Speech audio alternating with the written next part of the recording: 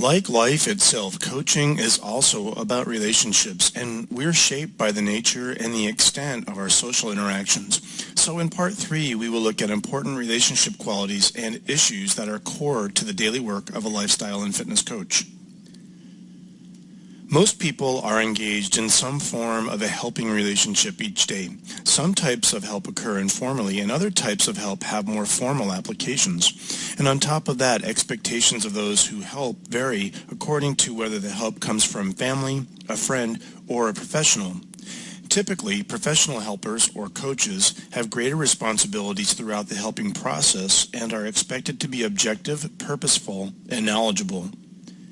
If we are considering how well we function within relationships and the coach and client relationship, a recent concept has emerged to help frame this relevant aspect of personal readiness and ability, and this is known as emotional intelligence. Now, because we have a greater understanding of this, we're able to broaden our appreciation of human competencies. Emotional intelligence also states that critical elements of emotional intelligence include the degree to which an individual or your client has self-awareness and is able to self-regulate personal behaviors and is self-motivating. Also, the client is capable of experiencing and expressing empathy and can readily access personal resources. To promote growth through a positive coaching experience, we have to understand that the beliefs others have about us can carry substantial weight. One example of this fact can be found in studies of what is known as the self-fulfilling prophecy, and this means that one person's expectations of another's behavior, which are presented repeatedly over time, tend to be incorporated by the other party and enacted in accordance with the expectation. Coach attitudes and feelings toward the client are far more important in determining outcomes than any particular skill or technique that the coach possesses. With that in mind, it's important for coaches to ask themselves during the process of working with clients if they're acting in a way so that the client will perceive them as trustworthy. Other self-assessment items include allowing yourself to experience positive attitudes of warmth and caring, showing interest, and respect for clients. Coaches should also feel confident or strong enough as a person to separate themselves from their clients and also to feel secure enough to permit clients to have their own space or separateness. Another skill to assess is the coach's ability to fully empathize with the client's feelings and perspectives without evaluating or judging them. A number of factors will shape or influence how the coach and client relationship forms, and a lot of these factors rely on the coach's awareness, attentiveness, and the use of their self-awareness in relation to his or her client.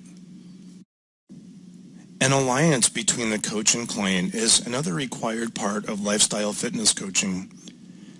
In most coaching literature, use of the term working alliance is used to provide perspective and understanding of what needs to occur between the coach and client.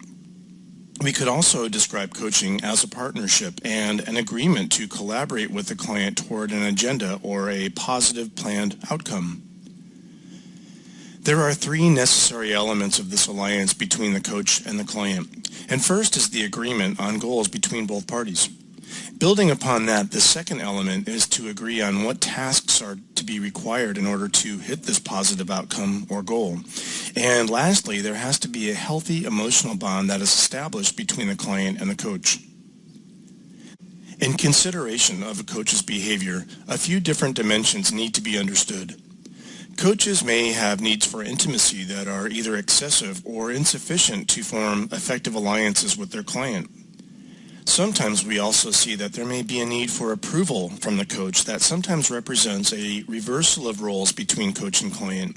And furthermore, some coaches make the mistake of being too transparent and disclosing personal information. However, an emotional bond has to be present to some degree between the coach and the client, and the coach's level of emotional expressiveness becomes more or less appropriate to a particular client based on the client's agenda.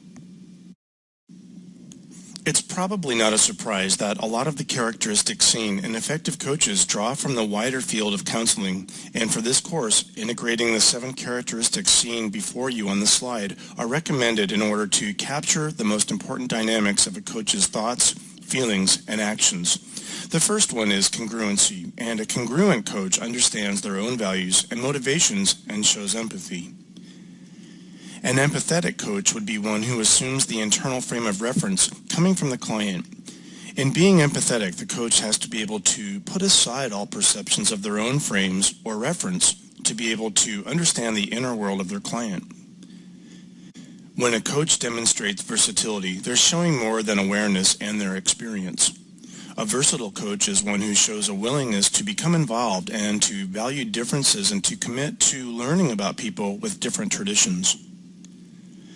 When a coach can present themselves as genuine, they are more likely to be perceived as congruent, and being genuine is a sense that the coach is real or authentic and not simply acting according to rules because they're supposed to.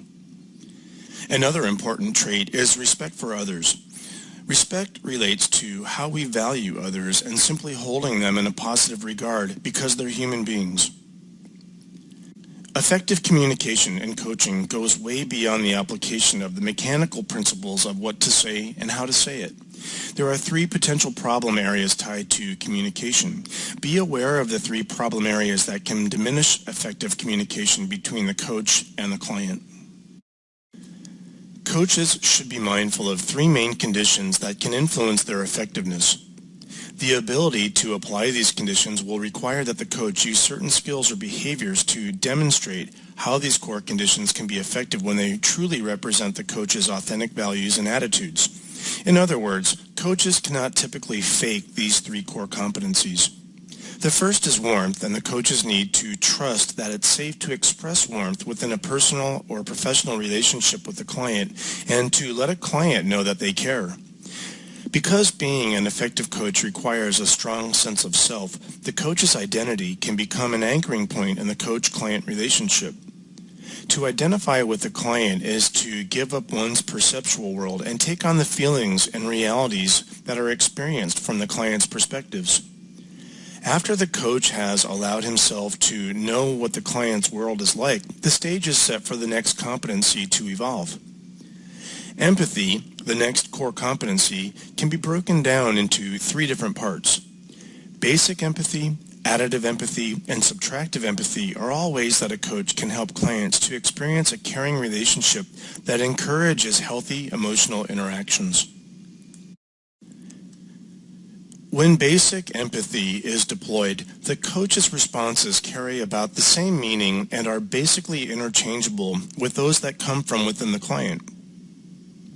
Additive empathy is the coach's response acknowledging aspects of the client's statements that may have implied or inferred other thoughts from the client and then adds these elements to a basic empathetic response. Subtractive empathy involves coaches' responses that delete significant elements or dimensions of the client's communications to maintain a level of emotional connectivity.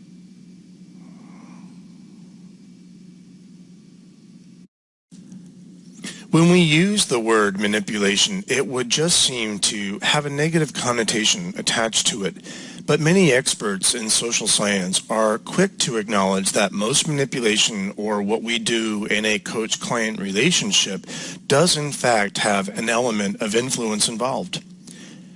Even without coaching, some clients might be motivated to change or to pursue some goals on their own, but typically they need help coming up with the reasons or the values or needs and the personal dynamics that relate to their outcome goal or change effort.